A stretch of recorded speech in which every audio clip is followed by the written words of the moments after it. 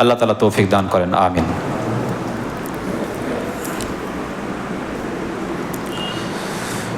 আলহামদুলিল্লাহ রাব্বিল আলামিন ওয়াসসালাতু ওয়াসসালামু আলা রাসূলিহি মুহাম্মদ ওয়া আলা আলিহি ওয়া আসহাবিহি আজমাইন। আসলে বর্তমান সময়ে আমরা এই নেটের যুগে অনেক কিছু বিষয় ইসলামিক মনে করে শেয়ার করে দিই। তো কারো শেয়ার দেখে বোঝা যায় যে তার মধ্যে ইসলাম কতটুকু আছে। আপনি কিছু দেখলেন যে এটা যদি তুমি শেয়ার না করো, এড়িয়ে যাও, তোমার ক্ষতি হবে, তুমি যদি ইসলামকে ভালোবাসো শেয়ার করো, এরকমভাবে অনেক সময় আপনাকে এমন কিছু টুপি পরিয়ে দেওয়া হয় যে আপনি ওটা শেয়ার করছেন, কিন্তু কি শেয়ার করছেন ওটা নিজেই বুঝেন না। আর অনেক সহিহ আকীদার মানুষকে দেখেছি, তাদের শেয়ারগুলো খুব মারাত্মক, যে এই লোকটা এই জিনিস শেয়ার করতে পারে, অথচ তার মধ্যে শিরক আছে, বিদআত আছে। ওই শেয়ার থেকে কোনো মানুষ যদি কিছু শিখে তাহলে সেই লোকটা জাহান্নামের দিকে চলে যেতে পারে। সেই সব বিষয় অনেক মানুষ শেয়ার করে দেয়। অতএব আমাদেরকে এইসব বিষয় নিয়ে একটু সতর্ক থাকতে হবে। বর্তমান সময়ে যে জিনিসটা একটু তোলপাড় করছে সেটা হচ্ছে, কিছুদিন আগে ইরানের এক মন্ত্রী ইব্রাহিম রাইসি হেলিকপ্টার দুর্ঘটনায় মৃত্যুবরণ করেছে। আপনারা জানেন অনেকে, না? Ebrahim Raisi. তো অনেকেই তার মাগফিরাতের জন্য দোয়া করছে, আল্লাহ তুমি জান্নাতবাসী করো, জান্নাতের সুউচ্চ স্থান দান করো। তো আমি যার জন্য দোয়া করছি, যাদের জন্য দোয়া করছি, তাদের ব্যাপারে তো আমাকে আগে জানতে হবে যে কার জন্য দোয়া করছি। আর যারা ইরানের, মানে ইরান বলে না, যারা শিয়া আছে, এরা 99% মুসলিম না। যারা শিয়া আছে, অনেকে হয়তো ওইখান থেকে বেরিয়ে আসার চেষ্টা করছে, অনেক শিয়া আছে হয়তো বুঝে বেরিয়ে আসার চেষ্টা করছে, মাঝামাঝি আছে, হয়তো শিখতে বেরিয়ে আসছে। তো তার পার্সেন্টেজ খুব কম। তবে বেশিরভাগ শিয়া, সমস্ত শিয়াই বললেই চলে যে তারা মুসলিম না। শিয়াদের যে আকিদাগুলো, বিভ্রান্তিমূলক আকিদাগুলো, এই আকিদাগুলো আমাদের জানা দরকার আছে। এগুলো যদি আমরা না জানি তাহলে আমরাও কোন সময় কাফের হয়ে বসে থাকবো সেটা আমরা নিজেই জানতে পারবো না। কারণ শিয়াদের একটা আকিদা হচ্ছে আবু বকর রাদিয়াল্লাহু আনহু, উমর রাদিয়াল্লাহু আনহু এরা হচ্ছে কাফের, এবং এদেরকে যারা কাফের মনে করে না তারাও কাফের। আস্তাগফিরুল্লাহ। আমাদের কিয়ামতের দিনে সবার আমল এক দাঁড়িপাল্লায় থাকবে, আল্লাহ রাসূল বাদ দিয়ে। মানে আমরা যে সাধারণ মানুষ আছি, আমাদের সবার আমল এক দাঁড়িপাল্লায়, আর আবু বকর রাদিয়াল্লাহু আনহুর আমল এক দাঁড়িপাল্লায়। তো আবু বকর রাদিয়াল্লাহু আনহুর আমল অনেক বেশি হবে। আর সেই আবু বকরকে এই কাফের গোষ্ঠী শিয়ারা বলে যে আবু বকর কাফের, উমর কাফের। এদেরকে যারা কাফের ভাবে না তারাও কাফের। তাহলে ওদের জন্য যদি আমরা দোয়া করি তো ওরা তো আমাদেরকে কাফের ভাবে, আর আমরা এবার ওদের জন্য দোয়া করছি যে আল্লাহ ওদেরকে জান্নাতবাসী করো। তাহলে আমাদেরকে জানতে হবে না যে শিয়া কারা, শিয়াদের আকীদা কি, এগুলো আমরা অনেকেই জানি না। ইরানের মুসলিমদের জন্য দোয়া করি, ওরা মুসলিমই তো না। সৌদি নিয়ে যত তোলপাড় করা হয়, সৌদির ব্যাপারে যত রকমের ভ্রান্ত কথা বাইরে ছড়ানো হয়, এইগুলো শত্রুতা করে ইরানিরা বেশি ছড়ায় মানুষকে উত্তেজিত করার জন্য। অতএব এইসব ব্যাপারে আমাদেরকে সতর্ক থাকতে হবে। কার জন্য কি কথা বলছে এগুলো আমাদেরকে আগে জানতে হবে। শিয়ারা মুসলমান কিনা এগুলোকে জানতে হবে। শিয়াদের যে আকীদা, তার মধ্যে একটা আকীদা হচ্ছে আল্লাহ তাআলা জিবরিল আলাইহিস সালাতু ওয়াস সালামকে ওহী দিয়ে পাঠিয়েছিলেন আলী রাদিয়াল্লাহু আনহুর কাছে। তিনি ভুল করে মুহাম্মদ সাল্লাল্লাহু আলাইহি ওয়াসাল্লামের কাছে ওহী নিয়ে এসেছেন। আস্তাগফিরুল্লাহ। তাদেরই কিতাব, কিতাবুল মানা ওয়াল আমাল ফি শারহিল নাহল ওয়াল মালাল, পৃষ্ঠা নাম্বার 30, তাদেরই কিতাবে লেখা আছে আল্লাহ তাআলা ওহী পাঠিয়েছেন কার কাছে? আলীর কাছে, কিন্তু ভুল করে জিবরিল কার কাছে নিয়ে এসেছেন? মুহাম্মদ সাল্লাল্লাহু আলাইহি ওয়াসাল্লামের কাছে। আস্তাগফিরুল্লাহ। এই হচ্ছে তাদের আকীদা। এই আকীদা কারো কাছে থাকলে সে মুসলমান থাকবে? তাদের আরেকটা আকীদা হচ্ছে যে অধিকাংশ শিয়া এটা বিশ্বাস করে যে প্রচলিত কোরআন হচ্ছে সম্পূর্ণ কোরআন না, সম্পূর্ণ কোরআন আলী রাদিয়াল্লাহু আনহুর নিকট ছিল, যা তিনি গোপন করে রাখেন। এটা কেবল তার বংশের ইমামরাই জানতে পারে। কিতাবুত তানবিহ ওয়ার রাদ, পৃষ্ঠা নাম্বার 25। তাহলে পুরো কোরআনটা আমাদের কাছে আসেনি, ওটা কে জানতেন? আলী জানতেন সম্পূর্ণভাবে।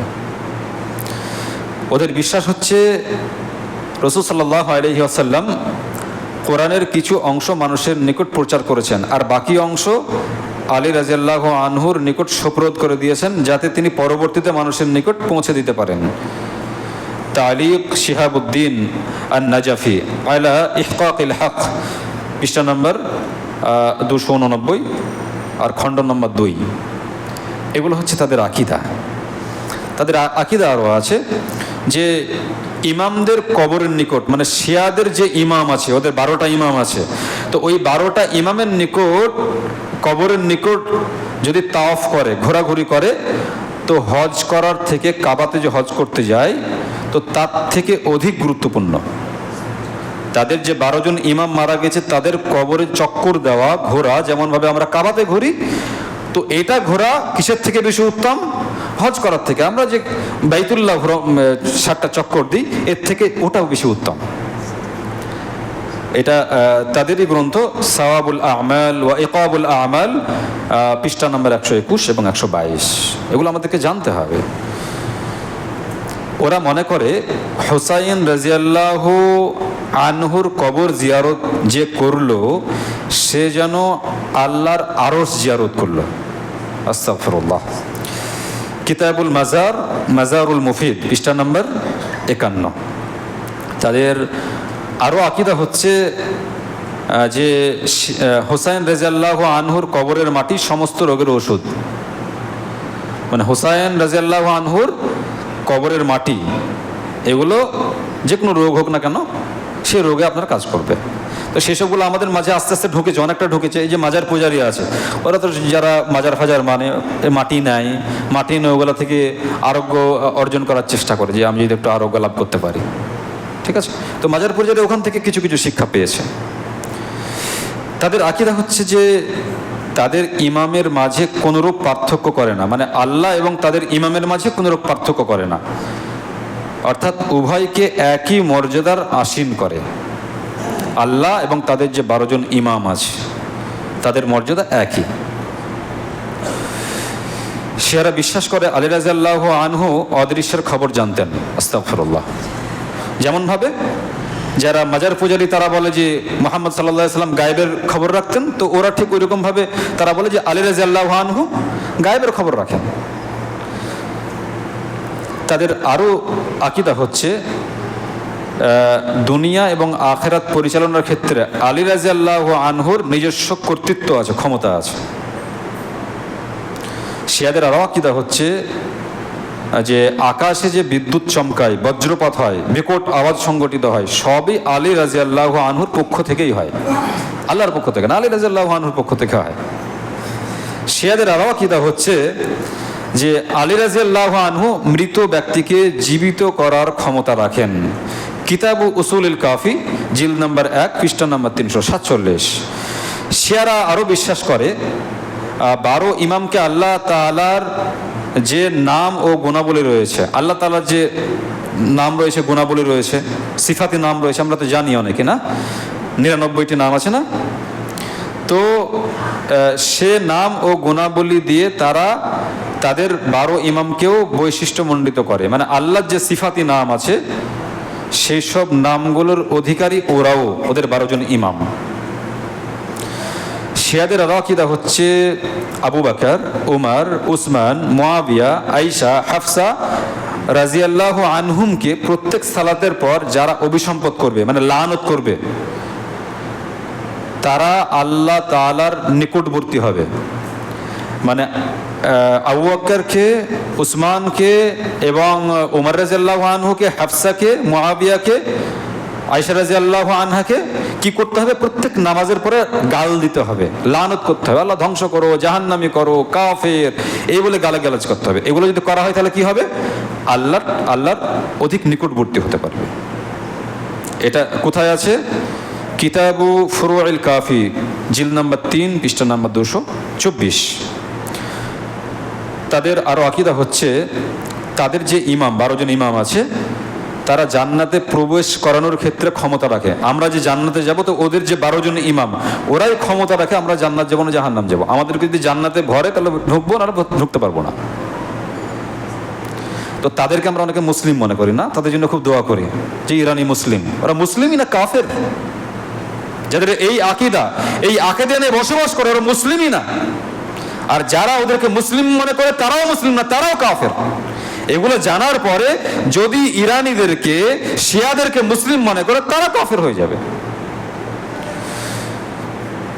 শিয়াদের আরো আকিদা যে আল্লাহ তাআলা এবং ফেরেশতাদেরকে তাদের ইমামদের জ্যোতি বা নূর থেকে সৃষ্টি করা হয়েছে, এবং তাদের ফেরেশতারা যে দায়িত্ব পেয়েছে তা হুসাইন রাদিয়াল্লাহু আনহুর কবরে বসে বসে কাঁদার কারণে পেয়েছেন। মানে এই যে দায়িত্বগুলো ফেরেশতারা পেয়েছেন, কিসের জন্য পেয়েছেন? হুসাইন রাদিয়াল্লাহু আনহুর কবরে বসে বসে ফেরেশতারা কাঁদাকাটি করেছে, সেই জন্য এইসব দায়িত্বগুলো পেয়েছেন। কিতাবু কানজি জামিউল ফাওয়াইদ, পৃষ্ঠা নম্বর 334। ফেরেশতারা যখন ঝগড়ায় লিপ্ত হয়, মানে ফেরেশতাদের মধ্যে ঝগড়া হয়, হ্যাঁ, তো যখন ঝগড়ায় লিপ্ত হয় তখন জিবরিল আলাইহিস সালাতু ওয়াস সালাম আলী রাদিয়াল্লাহু আনহুর নিকট আসেন, এসে তাকে আসমানে নিয়ে যান, যাতে করে তিনি ফেরেশতাদের মাঝে মীমাংসা করে দেন। মানে ফেরেশতারা ঝগড়া করে আর আলী রাদিয়াল্লাহু আনহুকে নিয়ে যান ফায়সালার জন্য, তিনি ফায়সালা করে দেন। ফেরেশতাদের মধ্যে ঝগড়া হয়, এই হচ্ছে তাদের আকিদা। কিতাবুল ইখতিসাস, পৃষ্ঠা নাম্বার 213। আরো দু একটা কথা বলি, তারপরে ছেড়ে দিচ্ছি। তাদের আরো আকিদা হচ্ছে, নিশ্চয় আমাদের ইমামগণের এমন একটি মর্যাদাপূর্ণ স্থান রয়েছে যেখানে কোনো নৈকট্য ফেরেশতা পৌঁছতে পারে না। মানে আমাদের ইমামদের এত মর্যাদা যে কোনো নৈকট্য, মানে সেখানে কোনো নৈকট্য ফেরেশতা পৌঁছতে পারে না, এমনকি কোনো নবী রসুলও মাকাম পর্যন্ত পৌঁছতে পারে না। মানে তাদের এত মর্যাদা তাদের ইমামের, যে সেই জায়গাতে না কোনো ফেরেশতা পৌঁছতে পারে আর নবী রসুলরা পৌঁছতে পারে না। মানে আমাদের নবী মুহাম্মদ রাসূলুল্লাহ সাল্লাল্লাহু আলাইহি ওয়াসাল্লাম পর্যন্ত সেই জায়গায় যেতে পারেন না যেই জায়গাতে ওদের 12 জন ইমাম গিয়ে পৌঁছিয়েছে। আস্তাগফিরুল্লাহ। এদের হচ্ছে ওই আকীদা।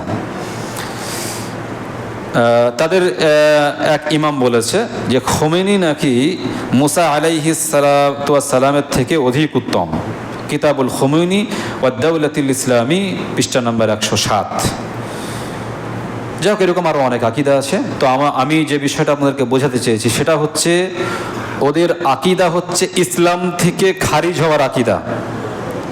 ওরা মুসলিম নয়, এটা আমাদেরকে জানতে হবে। আমরা না জেনে কারোর জন্য দোয়া করব না। এমন ব্যক্তির জন্য হয়তো আমরা দোয়া করে বসছি যারা মুসলিমই না, যারা কাফের, যারা আবু বকর রাদিয়াল্লাহু আনহুকে কাফের মনে করে, যারা উমরকে কাফের মনে করে, যারা উসমানকে কাফের মনে করে, অথচ আল্লাহ তাআলা তাদেরকে দুনিয়াতে জান্নাতের ঘোষণা দিয়েছেন।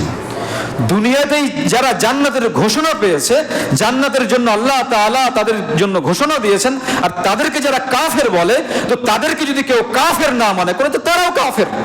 আর তাদের জন্য যদি কেউ দোয়া করে যে আল্লাহ ক্ষমা করে দাও, তাহলে তারা নিজের আত্মার প্রতি জুলুম করে নিজেকে জাহান্নামের দিকে ঠেলে দিবে। অতএব সাবধান হন। কোনো ইরানি ব্যক্তির জন্য, কোনো শেয়ার জন্য কোনো রকমভাবে কোনো দোয়া হবে না। ওদের কোনো কথা যেন কোনো রকমভাবে আমরা শ্রবণ না করি, তাদের কোনো আকিদা যেন আমরা গ্রহণ না করি। কারণ আমাদের অকারণ না অজান্তেই আমরা তাদের আকিদাকে পোষণ করে হয়তো আমরা জাহান্নামের দিকে নিজেকে ঠেলে দিচ্ছি। তাদের অনেক বিষয় হয়তো আমরা শেয়ার করে দিচ্ছি, নিজে বুঝিই না যে আমি যে শেয়ারটা করছি এতে হয়তো আমি নিজেই ধ্বংস হয়ে যাচ্ছি। আল্লাহ তাআলা আমাদের সবাইকে সহিহ আকিদা মোতাবেক জীবনযাপন করার তৌফিক দান করেন। আমিন। আকুলু কওলি হাযা আস্তাগফিরুল্লাহ লি ওয়া লাকুম ওয়া লিসাইরিল মুসলিমিন। আসসালামু আলাইকুম ওয়া রাহমাতুল্লাহি ওয়া বারাকাতুহু।